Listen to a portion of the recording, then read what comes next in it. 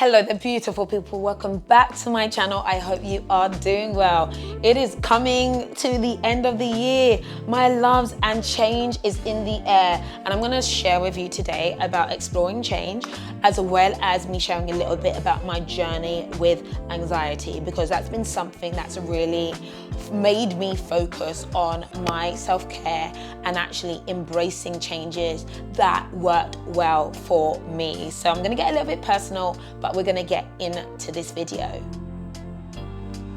Now, this video is in paid partnership with BetterHelp, and a lot of people, including myself, need therapy and don't necessarily realize. BetterHelp is actually one of the services I really like because it's quick and easy to find a therapist and connect with them. What I love is that if you have cultural needs or religious needs or specific needs, maybe you're dealing with a bereavement or couples issues, you're basically able to find a therapist who matches your needs. It works by doing an initial quiz where you're asked a number of questions. Literally, you do an initial quiz where you're asked a number of questions. You are then matched with a therapist based upon your needs, and then you can determine how you communicate with them, whether or not it's email, phone call, text messages, once a week, once every 2 weeks. It's really up to you. Over the years, I've basically had 2 or 3 therapists, and I have changed therapists based on different reasons or things that I was dealing with at the time. And what I love with BetterHelp is that you are able to change therapists quickly and easily for free. So if you want to find out more about therapy and getting some sessions in, you can literally go to www.betterhelp.com. That's BETTERHELP, help.com, and you can get 10% off your first session with the code Patricia Bright, which is literally my name. Details in the screen and in the description bar below. Okay, so some of you guys may have noticed that I have been, 1, not as present, but 2, really working on enjoying life. And this has been very, very intentional. And one thing I've realized about what a lot of people say, they talk about check on your strong friends, and I'm one of the people who's like the strong friend to check on, because I went through a lot of my life being an overperformer, an overachiever, trying to do everything, being really strong, being really productive. I was giving girl boss energy until I tired myself out. And I'll be real with you, you can girl boss your way into anxiety and not be aware. And I realized I had got to a place of realizing that I was quite anxious, and I didn't understand anxiety. I never got it. And I remember actually being, I won't say judgmental, but being thinking like, oh yeah, like anxiety, because I've always been so strong. I've been able to fight through the odds of life and hustle and get it and have it all together, you know? And I think that's the African in me, and like the hustler in me, and the immigrant nature in me, which is to get on with things, right? But sometimes you get on with things until you're in the ground. And so 1, I didn't really understand what it meant until I was starting to have physical feelings. And the one thing I learned about anxiety, it's actually very, very physical. It's not just a mental thing, it's a physical thing. So your heart race, or you get palpitations, or you might sweat, or you might have brain fog, or you might feel shaky, or you might feel sick, or you maybe can't eat. These are all physical things of things that might be happening in your head. And a lot of people with anxiety think that there's something wrong with them. Maybe they're having a heart attack, maybe there's these things. And I remember feeling these feelings like a heart flutter, like, ooh, why is my heart fluttering like that? What's wrong? Maybe I need to go on a walk, something's wrong. Little did I know that these were based on like a build-up of what was going on in my life, which was basically me just trying to keep going and holding it all together. And eventually I realized, okay, this is 1, more consistent, and 2, this is actually having an impact on me, and I'm starting to feel away. And I think sometimes people just keep going, right? You keep going and you're like, I'm just gonna keep getting on with things, depending on the kind of person you are. Maybe it's the type A characteristics over there.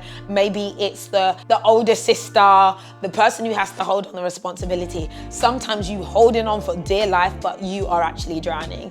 And so I, over the last 2 or 3 years, realized I was kind of dealing with that, especially as like a brand owner and as a creator and as a mother and all these things. And so I had got to a place, I'm like, we can't be doing this anymore. And I've really leaned into the idea of, number 1, embracing joy and having a good time.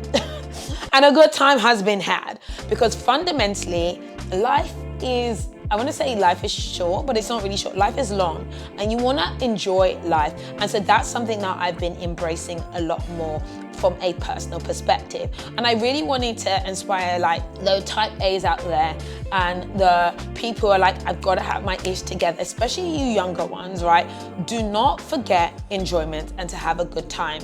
I realize that now in my mid-30s, I'm almost trying to recreate the kind of a slight relaxation that I should have had in my younger years because I was too busy. Like, and I'm so happy I hustled, but now I really enjoy and I really appreciate the value of balance and enjoyment and friends. And I've heard a lot of people say that they don't believe in work-life balance, and I get that.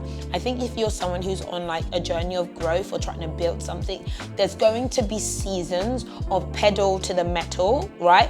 You're going to be going hard, but recognize that if you go hard for all your life, all the time, your body is going to crash. So I wanted to take it back and one, explain what anxiety is or what it was for me, and then two, how I was kind of combating it to hopefully provide you guys a little insight. What a lot of people are like, you know, I've got anxiety because of this or because of that, but people don't realize it's actually due to basically poor thought patterns and poor thought behaviors that build up over and over and over and over again over time. And then your body starts to respond in a very, very physical way. So there are two chemicals that are released. You're releasing cortisol alongside adrenaline. These are what actually cause the physical symptoms, but you don't realize that you can be releasing cortisol into your body by what you think. How? And you have to think about the human body. It's kind of insane. So imagine, right, you're in a room right there, and there's a door, and somebody tells you behind that door, there's a lion. Your body is gonna do a whole bunch of things because it's gonna think fight or flight. Your body's gonna release adrenaline into your system, it's gonna release cortisol, it's gonna tell yourself to ready for something dangerous to happen. And that's a really natural and normal and a great response, right? It's important for your body to do that. But imagine, and let's imagine the lion is a thought, something bad is behind the door. It's a thought. Your body is releasing adrenaline to react to that danger. Now, if you have those thoughts all day, every day, consistently, your body is constantly reacting to that thought of that lion behind the door, constantly literally releasing adrenaline and cortisol and stressing you out all day long. What impact do you think that's gonna have on your body? How do you think that's gonna make you feel? I'm telling you now, that lion behind the door, those negative thoughts, those negative opinions of yourself are going to have a really negative effect on you physically and emotionally. And actually the body eventually starts to fatigue and react to those thoughts on a regular basis. Now, the antithesis, I hope that's the right word, is imagine someone tells you there's a rabbit, a cute little rabbit behind that door. How does your body react? It doesn't react or release the same chemicals that are based in fight, flight, or fear, right? It doesn't react, it doesn't release those chemicals. You're gonna have a much more relaxed feeling. You might even release oxytocin. You might feel a sense of calm and excitement and joy. So the reality is that a lot of anxiety is very physical, but it's also driven by what's going on in your head. And there are people who are actually more prone to just being a little bit more neurotic, right? There are people who are a little bit more naturally warriors. Naturally, they think a bit more negative, and maybe it's based on things that have happened to them, which is also why therapy is so important, to understand maybe how things in the past can impact how you think and feel. But the reality is you need to get to a place of changing those thought patterns. And I realized that I was driven a lot by fear and proving, and I was successful by using fight as a method to succeed. But if you're always fighting, eventually your body gets tired. And I realized that my body was starting to tell me, we can't do this anymore. We need to rest, we need to relax, and we need to embrace joy and peace. I realized that I went through a phase where I didn't go out. I was winning and I was online and I was creating all the time, but I didn't see my friends. I didn't build those relationships. I was like, I didn't go out. I don't have a good time. I don't do that. Hustle, all of that. And so this has been a season for me of learning to embrace fun and joy, friendship and relationship, to really realize what's important and get that balance back for me. And I have found by almost like taking action, which is a key thing to deal with anxiety, and for me it's taking action in areas that I used to consider not important, which is having a good time, like going out, enjoying, having a dance, seeing my friends, and actually forcing myself to become more social versus being always productive. Many people battle with like their emotions and anxiety. Even the strongest of us all kind of might look like we have it together and we don't. And so sometimes you need people like me to be like, hey, I struggled and I'm trying to make it through and I'm not always doing it. And some of you guys also need to be able to realize that it's okay to course correct and also embrace change in your life. Change often feels difficult if you are assuming and thinking there's one path for you, but sometimes you might need to be like, you know what? It's gonna happen.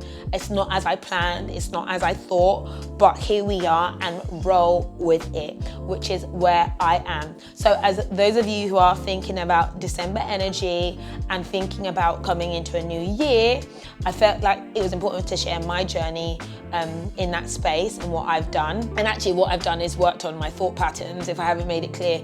And two, I've really embraced change of being different to what I normally am, which is quite rigid, quite stuck, quite obsessed with being productive, to being like, okay, I need to learn to embrace to have a good time. I don't want people to feel like they're alone in that kind of matter. But two, it's not permanent. You don't need to have it forever, and you're allowed to you're allowed to go onwards and upwards, and do not have to have labels on you that make you feel stuck in a certain way, because change is inevitable. We have the ability to do that. We have the ability to adapt. And so as the year closes out soon, 2024 is on its way, how do you want to be? What changes do you want to embrace? And how are you going to deal with your lions behind the door and turn them into itty bitty rabbits? Guys, I hope you enjoyed that video. I hope it made sense. I felt like I just wanted to share a little bit about my personal journey with that. I hope you find that valuable. And in the meantime, I will catch you later. Bye.